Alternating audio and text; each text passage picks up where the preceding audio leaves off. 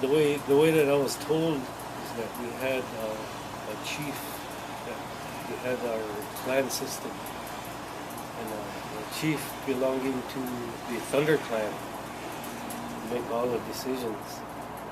And as a Bear Clan member, as each clan had a duty, had a specific duty that they performed within the tribe. And the clans, we were born into the clans that we are part of. And we're taught what our clan duties were. And for the Bear Clan, it's kind of an enforcer, or today you would say police. And we would follow the order of the Thunder Clan. And so the Thunder Clan would make all of the decisions, and it'd be enforced by the Bear Clan. And each clan had their duties. They had their own spot within the camp. You know, when the tribe showed up in Nebraska, it had been moved, I don't know, in the 1860s 7 times, and we showed up with a few hundred people, and you know, to hear the people tell it, you know, we didn't have any clothes, right? I mean, she showed up naked and hungry, right? I mean, that's how bad it was, and that went on, and it took about 20 years to sort of just, you know, get even enough people to have a viable community. And I think that the tribe would have been fine. In the 1880s, the tribal government, you know, set up something called trust land. And trust land took away a lot of our assets. I mean, it was designed to sort of save us from people stealing it, but it took away our primary asset. And it made our governments poor, it made our people poor. You know, we couldn't tax our own land. You can't control your own resource base. You can't get a mortgage on a home. You can't pass on wealth very well. And so a side effect of this trust land was it ensured poverty for the tribal members and the tribal government.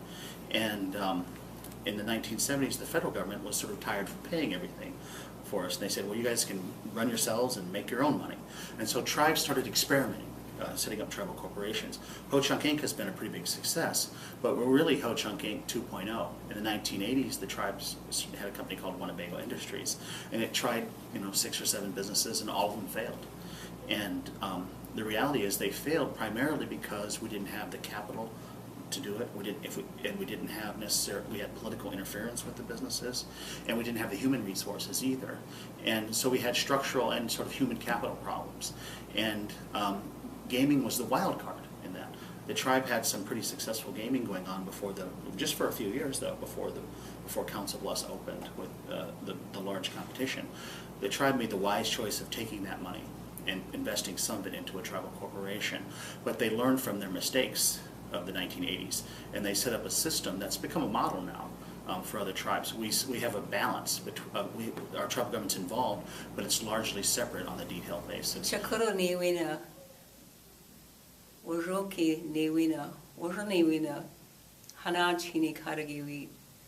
Friends and relatives, I greet you all. Well, the Ho-Chunk Renaissance program has been in existence for a number of years, and the tribe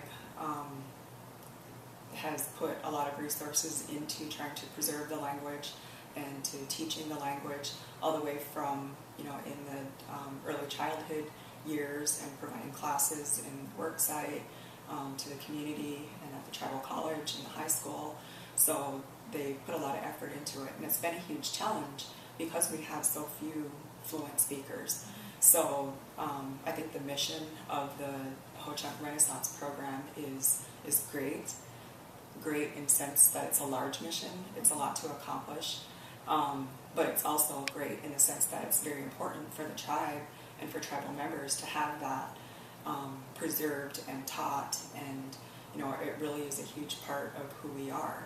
And as far as language goes, you know, it's not just a matter of speaking the language and knowing the language, but there's a lot of things culturally that are built into it. So having that resource available and having it preserved in that manner, I think is tremendous. So, you know, it wasn't until I left and people started asking me about what is it like to be an Indian, and what is it like to grow up on a reservation, that I had to think about those types of things and figure out what is it and how is it different, because to me that's just how life is and it's who I am. So I think that's something that people don't really think about. And and at that point in time, and even still, I think there's a lot of misperceptions about what it means to be Indian and about what it's like to live on the reservation, that we don't live in teepees and that there's not a gate on the highway to get in. It's just like another small rural town community, but with a tribal twist. The other thing I think that's unique about it is that we don't have a lot of,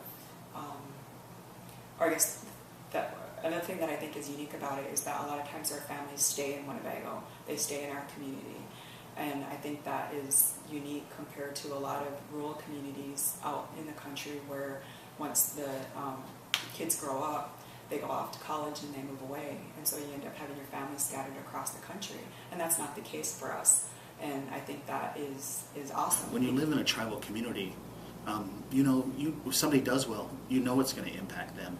You're happy for them.